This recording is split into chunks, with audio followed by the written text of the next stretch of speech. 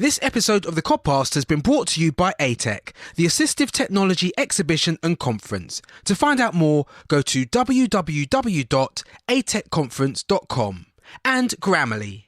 Grammarly makes sure everything you type is easy to read, effective and mistake-free. To sign up for free or to get 20% off premium upgrades, go to www.grammarly.com/the Codpast.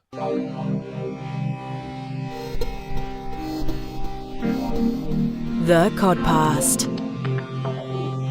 Hello and welcome to the Codpast. I'm your host Sean Douglas, and this is the place where you'll hear right brain stories from interesting individuals. Today's guest is one part one-man clothing revolution, one part crazy scientist, and one part dragon slayer. He's also known as Rob Manley, founder of Illuminated Apparel. Rob, welcome to the show.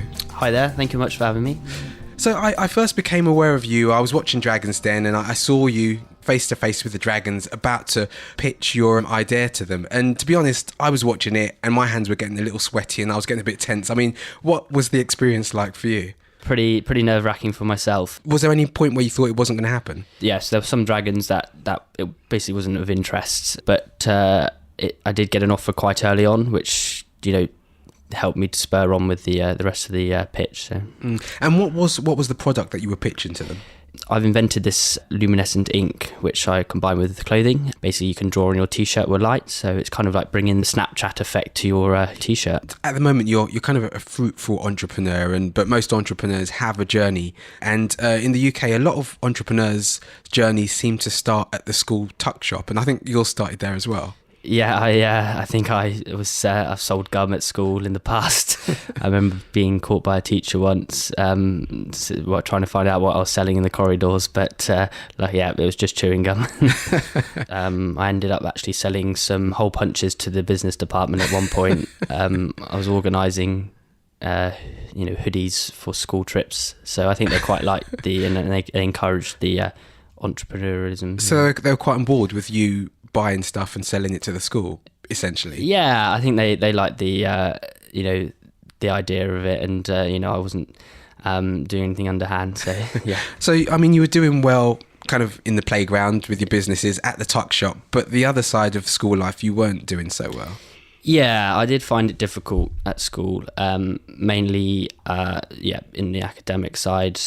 Also had handwriting that no one could read, so it became quite difficult for teachers even to mark my work. But I think that's the reason why I always was thinking about other ideas and, little ventures. So. And you didn't do so great at school. I think you only got one kind of decent-ish grade in science. Yeah. But you still went on to sixth form after that, didn't you? Yeah, I became a bit lost during school. I didn't really know what to do, so I kind of just followed my friends and thought, I'll move on to the sixth form side. And that really wasn't for me. So yeah, I lasted about I think less than 6 months. I had a taste for the entrepreneur side, and I actually decided to leave school and start a business full time, and that was basically importing electronics from China and selling them on eBay, as I had a little bit of success with it. Thinking back, it was a bit of a naive decision with no job and no income straight away, but I was glad I did it. I mean, it's still quite impressive. I think that business number 4 or 5 at the age of 16, I guess. Yeah. You learn from each one, and you take a lot from it, and it was what I was interested in. So yeah. But the business didn't do too well, and you had to then kind of go into the rat race and get quote unquote a proper job. Yeah. Unfortunately, I was everything I imported. I ended up just being undercut by someone with more money, and they could buy more stock. So, fairly quickly, I had to unfortunately get a job, and that was in retail to start with. And emotionally, what was that like for you? Because you kind of knew that entrepreneurship was where you should be. What was it like going into a place where you couldn't have all of those ideas and kind of go with your instincts and be proactive about stuff? I found it really frustrating. The idea was for getting the job is to be there for a couple of months and then start another venture. Unfortunately, that didn't happen. And what I found is having someone to answer to was the hardest thing. Even having ideas within the shop and things, they would kind of be looked down on. So I just wanted to get out of there as soon as possible. But I think, a lot of people say, well, I've got jobs and I don't like being told what to do. But do you think it is different for someone with dyslexia in a job? Because a lot of people say, well, if you don't like your job, go and get another job. But it's more the whole kind of environment of being in a structured job rather than the job itself. Yeah, I feel being creative, I think a lot of dyslexic people seem to be quite creative, and I think having that in something where it's very structured doesn't really work very well. I struggled with being quite formal and things like that, so really wanted to get out of that as soon as possible. So I think you wanted to be there for a few months to save up some money, and you ended up being there for 3 years, didn't you? It got to a point where I just quit the job and saw an opportunity to move to London, ended up being an estate agent. It's quite a different pathway from retail. Yeah, the great thing I saw the opportunity is, essentially because it's mainly based on commission, it's a bit like running your own business because you're kind of the effort you put in, you get rewarded for. I mean, that's interesting. Would you say then that dyslexics aren't really team players because you're in that retail environment, which I guess you're working as a team, but you went to become an estate agent because it allowed you to be independent. So do you think that we don't make great team players? I think sometimes I feel that I've always got ideas and I find it hard to follow maybe someone else's idea or something. However, I'm not put off, in sports, I'm very much a team player and in other parts of life. But yeah, I don't like being held back with my ideas. Yeah. So would you say then that we're good team players in a team where we have a specific role? Because I guess in retail, you're all kind of doing the same thing. You're all working towards the same goal, but the lines between where your role starts and stops are very blurred. As an estate agent, you've got a specific role to do within a team, so then you can do it in the way that you want to do it, as long as you get the results. Yeah, I think you're right there. I think the problem was of having kind of quite an open role is that I could easily get distracted with something else or, do something I'm not supposed to be doing. I enjoyed it to start off with, but again, back of my mind, something was eating away at me saying, when are you going to start this business that you keep talking about? So. What was the business idea that you had that you thought, right, got the idea, got the money, I'm going to go for it? Well, it was actually the other way around. I didn't actually have the idea before I quit. And now a word from our sponsors. ATEC, the Assistive Technology Exhibition and Conference, comes to London on the 6th of June 2017. ATEC is the one-day event where disability professionals in post-16 education and the workplace can join a host of expert keynote speakers and over 25 exhibitors and solutions providers. You can also get practical CPD training at one of the many scheduled seminars. For more information or to book your ticket, go to www.atecconference.com. And now, back to the show. What was the business idea that you had that you thought, right, got the idea, got the money, I'm going to go for it? Well, it was actually the other way around. I didn't actually have the idea before I quit.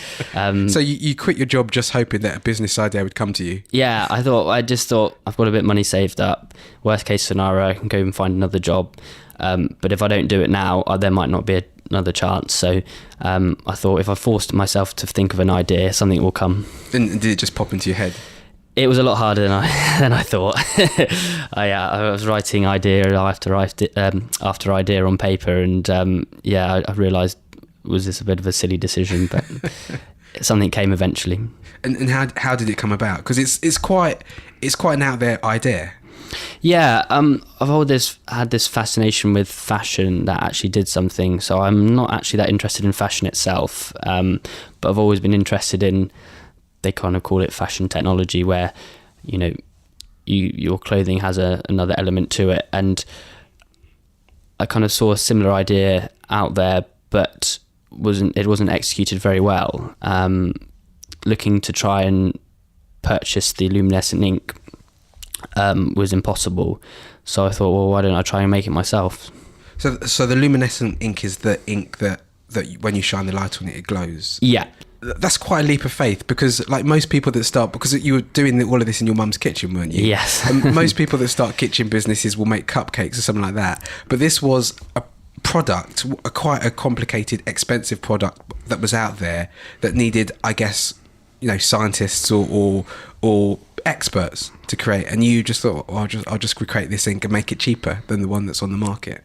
Yeah, I don't know if it's, I think maybe possibly linked for being dyslexic is just quite a logical thinker, and I would just spend hours and hours just researching on the internet. That's the great thing now is, university wasn't for me, but if you want to find something, you can just, go through YouTube, go on the internet, and I think that's a key thing now, that, you don't have to listen to a whole broad subject. You can learn what you need to learn, and through that I just kind of broke it down and trial and error, but I'm never afraid to give something a go. So because I wouldn't have even thought how to make luminescent ink would be a thing on the internet. I had to become quite creative in the end, and I had little pots of paint basically was mixing up in my mum's kitchen. She wasn't too pleased about, but it was kind of a bit of by luck. Eventually I kind of cracked it, and the idea was, okay, it wasn't as hard to make the ink, but it was just making it commercially viable. The equipment, was quite expensive to print t-shirts. You're really looking at £500 for the cheapest kind of kit to up to 1,000 plus. But I decided actually to create my own printing setup out of scrap wood, and I attached a chicken oven to a clothes rail. As you do, just because it was the cheapest way of creating something to dry the ink. And then through there, we managed to print it onto t-shirts, and this is all self-taught.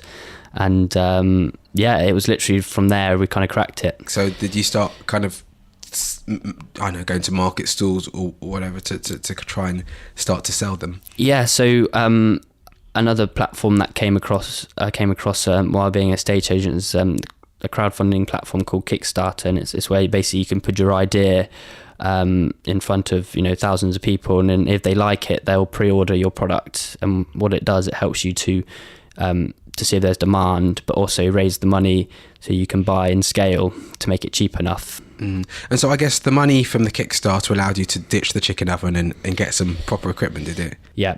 And then was that the point where you took it to the Dragons? No, this is where I managed to get some startup funding via Virgin Startup. And you're now an ambassador for Virgin Startups. I mean, what do they do? And if someone was interested in getting a startup loan, what's the criteria that you need to get one? You can get a loan up to £25,000. Also, they provide a mentor for a year, and I think they'll put at least an hour in a month. And also Virgin possibly might give you some support as well.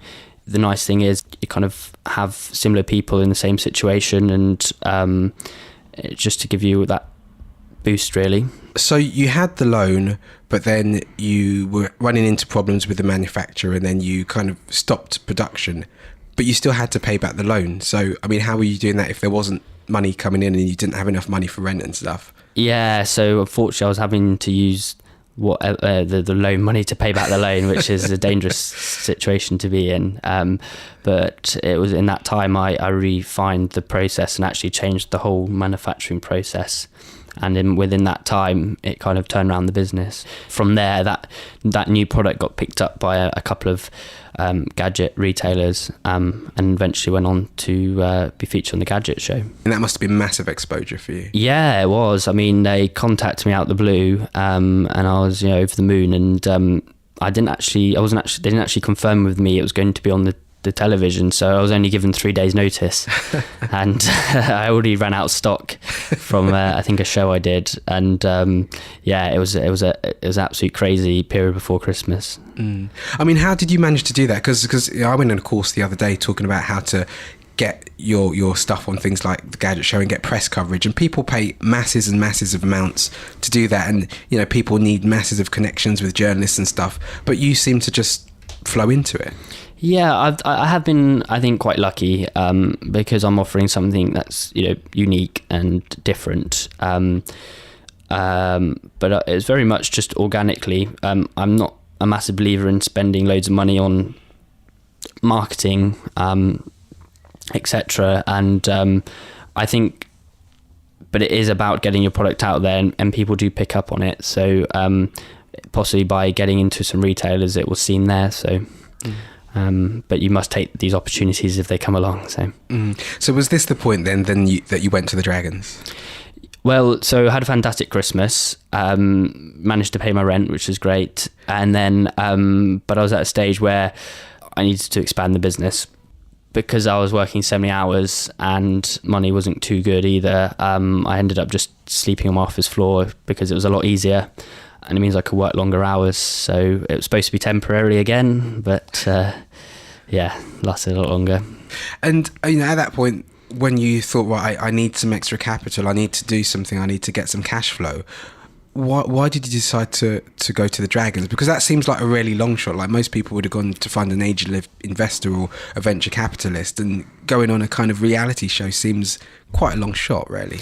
Yeah, I think I was looking at any opportunity there, and I thought, well, I got to the stage of this business by myself, but if I can find someone who has the experience as well behind them, why shouldn't I just give it a go? And to be honest, I wasn't really expecting to get that call either. But when it did come, I was pretty excited. So. What was the whole process like? Because we see kind of a short edited version of what goes on, but it must be like quite a long process. You must have to go through different stages of interviews and stuff. Yeah, no. So there's a number of interviews. It starts on by phone and interviews at the BBC, and then from there I got given a filming date.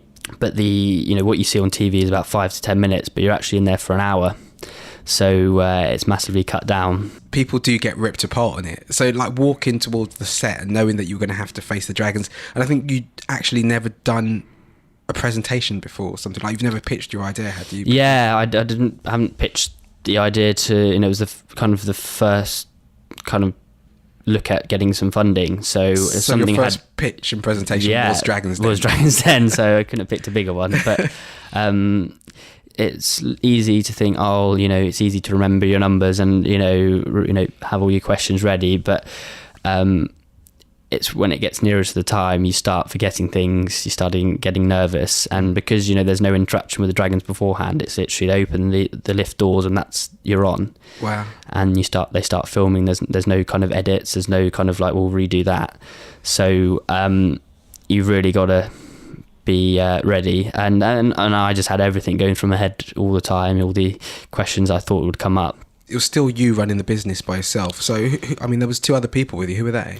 So, I had just brought up 2 friends. I think I couldn't even afford a van, so I put my whole stand on a trolley on a train from London. And they thought they were models, so they kind of took them away after, but they realised they were my friends, so they wanted to watch it. But they were great. They were great support. And I think your preparation was just kind of going through it in the hotel room. Yeah, we didn't even have a chance because they, live other places to me. So we kind of we had to practice in the hotel room with the stand, and it was the night before.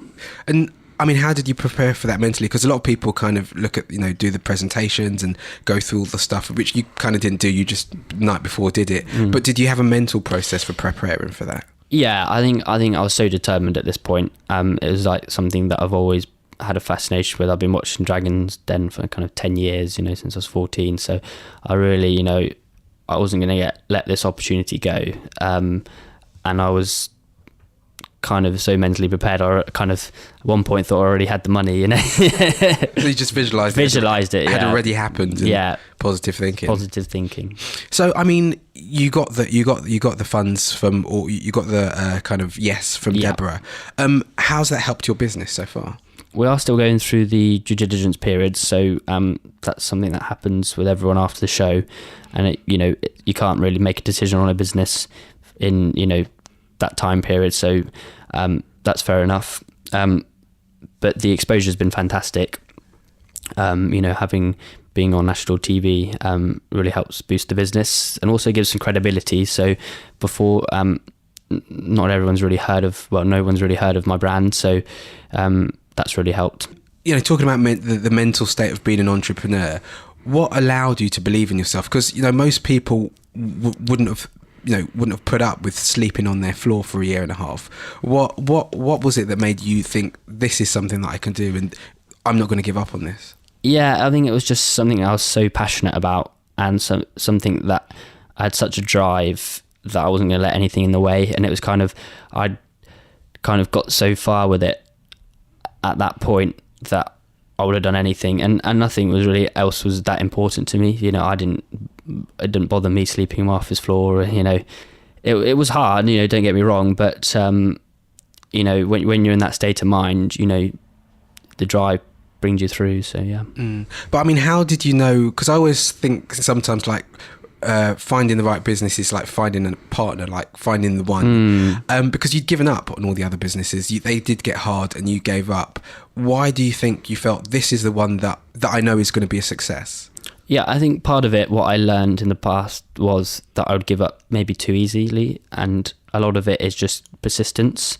You're going to fail, you know, more than once, but every time you're learning. And I kind of had the idea that if I kept at it, it would work. And you know, and with that drive, you know, you can make things work. I was even surprised what I could do back then. So yeah. Do you think you needed all of those failures? Because if this was the business that you found when you were 16, do you think without all of those other failures before, you would have been able to make a success of this business? If I had this business back then, it would have failed. I think everything I've learned over the years has been invaluable. And kind of you need to, it puts you back in perspective when you fail on something, and you can kind of look back at it and see what you've done wrong. But some people have luck and, you know, their first idea works, but at some point you've got to fail and you've got to learn from it. And yeah, I'm really kind of pleased. I think it was good timing at this age as well. So yeah. And I mean, going back to the retail jobs that you had, because you did say they was restricting, and as an entrepreneur, you've got all of these ideas that you just want to go and get, and you know, you almost feel like a caged animal being in a retail place. But again, do you think you had to go through that? Because I mean, I guess you learned a lot from retail because you've kind of gone into a retail business, really. Yeah, I mean, I didn't see that either. I thought, you know, it was just a means to an end, but actually, you know, dealing with customers, you know, dealing with the product, seeing the processes, they're obviously doing something right to run that business. So you'd be surprised how much you can actually learn by just seeing how, you know, things work. And again, I think I would advise anyone to try and get a part-time job if they have, you know, just to see the runnings of a business. So one question that I've started asking most of the guests, because I think it's really interesting, because I think most people that I know or that I've interviewed that are dyslexic and have become successful, the point where they started becoming successful was when they started listening to what their body was telling them, or the gut instinct, or whatever you want to call it, but doing it their own way.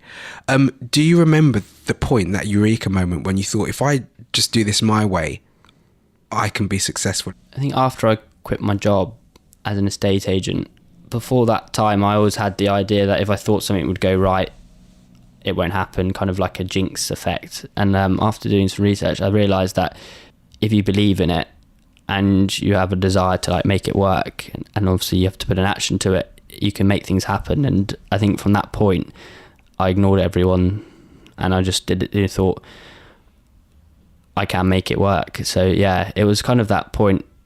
Before that, I kind of, you know, as well, after, you know, things go wrong after so many years, like of your little ventures, you think, oh, well, maybe you don't have. At one point, thought I didn't have it in me, and I wasn't intelligent enough. So it just came to me, I think. Yeah. And dyslexia is always, or not always, but a lot of the time talked about as a negative. You know, poor dyslexic person, and you know, half the time when you see a video about someone with dyslexia on YouTube, it's got like a violin soundtrack in the background. I mean, what do you think are the most positive things about dyslexia?